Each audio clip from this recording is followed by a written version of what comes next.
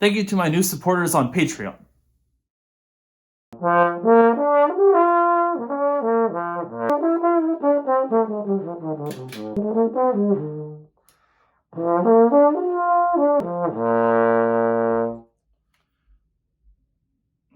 Yeah. I haven't practiced trombone in like the past couple of months. Basically, I was playing it like really wrong, and my teeth started hurting because I was pressing the mouthpiece up against my face too much. And instead of like fixing the problem, I just stopped practicing. So this is me after not practicing for like 2 or 3 months at this point. So let's do the Carnival of Venice.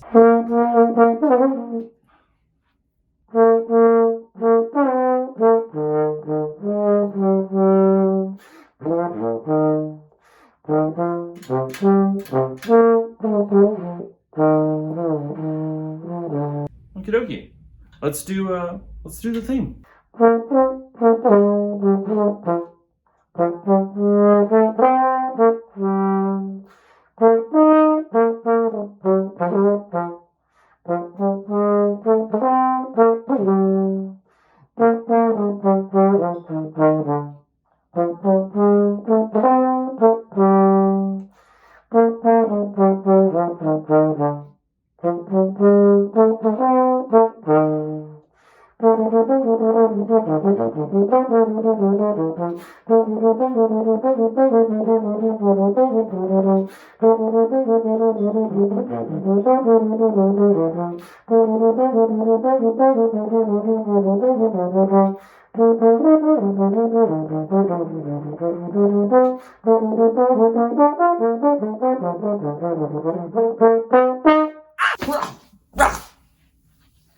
Howdy, Wolfpack, it's Charlie, the pinkest,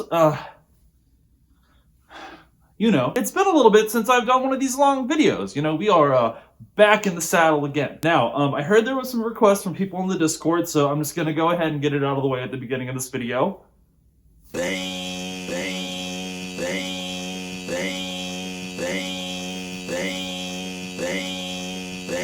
Beans! So today's video, as the title alludes to, are some things that I just love about furries. Now, I've talked about similar things in videos in the past, but I want to be really direct about some of the stuff that I just love about the fandom, some of the stuff that I love about the people that I get to interact, my audience, my friends, you know, that all kind of thing. So without further ado, let's get into it. How am I tired? I just started filming.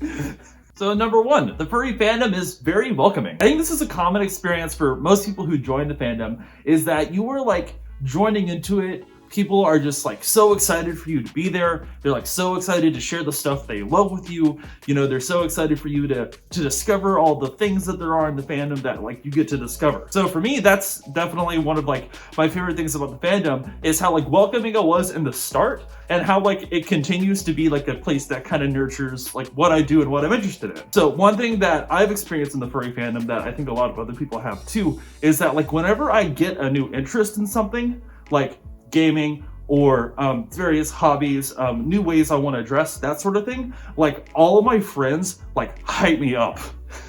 Like I get a lot of encouragement from the people around me, you know, both my friends and people who you know, sort of watch my content, or just, I don't know, just like random furries. Like if I'm into like this new thing, like new art or like getting a suit, all of that, like the hype is real, you know, like people get very excited about what other people are doing. Whenever you like first join the fandom, it's like, oh boy, we get another person, like another one. We get to add another one to the team. We all get to like make new stuff together, you know? So the furry fandom has been very welcoming in that like aspect, like in terms of just being like sort of a niche interest hobby community, for sure welcoming. And then of course, welcoming in sort of like broader ways too. So like welcoming, especially in terms of like queer identity. So like for me and my experience with the fandom, being like a gay, I've been able to like sort of understand that part of myself more, because the fandom has just, you know, nurtured it and been very welcoming for me to sort of explore that part of myself in ways that have been very meaningful and weird and fun and beautiful, you know? And so that's one thing that I really love about the furry fandom is just how welcoming it is in so many various different ways. Number 2, furries make stuff. I mean, furries, we're like constantly making things. I know, so like in most of like my life, I just like consume things, you know? I mean, this is a pretty common, at least American experience, right? Where, you know, we go to the restaurant, we go to the coffee shop, you know, watch, download movies, you know, that kind of, well, I guess I don't know who downloads, streams movies, you know, so most of my life outside of the fandom is very, you know, I'm very much a consumer. Now, that's not necessarily a bad thing, but I love having that variation where I get to make stuff. So my medium is, of course, furry YouTube videos, right?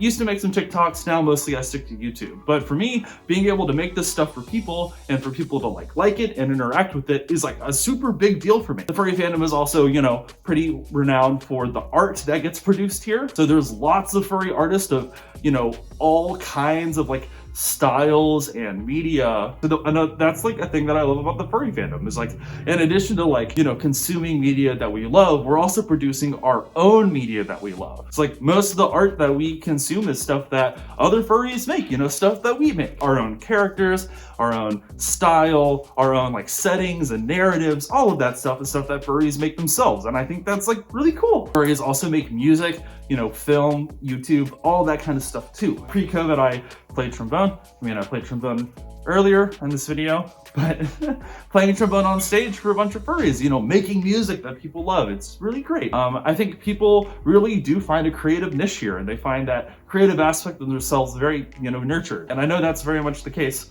for me, that like I've always wanted to sort of like make videos, and it's with the furry fandom that I've been able to sort of like find my niche and make things that I really like and that people like too. So that's another thing that I really love about the furry fandom is just making stuff. Hooray! Number 3 thing that I love about furries, we are kind of weird. I don't mean that in a bad way. Of course I don't mean that in a bad way because I'm talking about myself. But furries, you know, we got some weird interests. We kind of do some sort of weird things, but that's like kind of cool. Being able to be weird is a way to sort of like express yourself in like a really authentic and sincere way. You know, my sort of intense love of cartoon animals allows me to like express myself in ways that are very atypical for what like the rest of society does, you know? I mean, we live in a society. And being able to sort of engage with these weird parts of yourself, I think is like a really sort of healthy way to like connect with other people too. It's like, I like this weird thing and I like to do these weird things, like,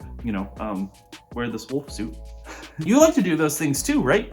Oh, that's so cool. And now we're like instant best friends. I'm using this term very broadly. You know, weird can mean a lot of things. The weird, you know, the atypical is such like a cool way of like existing and connecting with other people. So being weird, you know, it's another thing I like about furries. And the final thing that I love about the furry fandom is that my friends are here. I have a lot of friends in the furry fandom, and I really cultivated like a really big friend group that's, you know, not just in the town that I live in now, but really all over the country and the world. And so I really love that I have friends who have this really weird, you know, cool interest in stuff, you know? And the furry fandom, like the space of the fandom and like other spaces that we create online and in real life, has allowed me to like have these really meaningful friendships that I wouldn't really trade anything for, you know? So that's like it.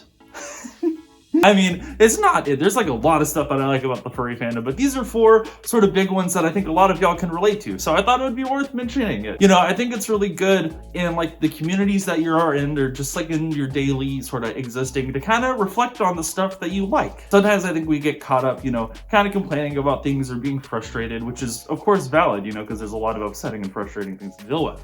But every now and then I think it's really good to just, you know, think about the stuff that you really love and why certain things are meaningful for you. So this video is kind of an exercise in that for me, and then hopefully for y'all too. If you made it to this part in the video, drop a wolf emoji in the comments, and please tell me, what are some things that you love about the furry fandom? What are aspects of the furry fandom that you just are so passionate about, or that, you know, keep you around and connect you with other people? Let me know in the comments or in the Discord on the task submissions channel. And I suppose that's the video, so I will see y'all next time. Goodbye!